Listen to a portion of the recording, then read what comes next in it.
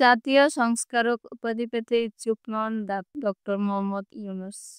প্রধান উপদেষ্টা অধ্যাপক ডক্টর মোহাম্মদ ইউনূসকে জাতীয় সংস্কারক ঘোষণা করা হোক এমনটি তিনি চান না বলে জানিয়েছেন তার প্রেস সচিব শফিকুল আলম। মঙ্গলবার ফেসবুকে দেয়া এক বিবৃতিতে এই তথ্য জানান তিনি। বিবৃতিতে বলা হয়েছে, সরকারের নজরে এসেছে যে হাইকোর্ট বিভাগের একটি বেঞ্চ এক রিট আবেদনের প্রেক্ষিতে রুল জারি করেছে, যেখানে জানতে চাওয়া হয়েছে অধ্যাপক মোহাম্মদ ইউনূসকে কেন জাতীয় সংস্কারক ঘোষণা করা হবে না। আদেশের অনুলিপি পাওয়ার পর সরকার এই রুলটির জবাব দেবে। এর মধ্যে সরকার স্পষ্ট করে বলতে চায় যে অধ্যাপক ইউনূস চান না যে তাকে এমন কিছু ঘোষণা করা হোক।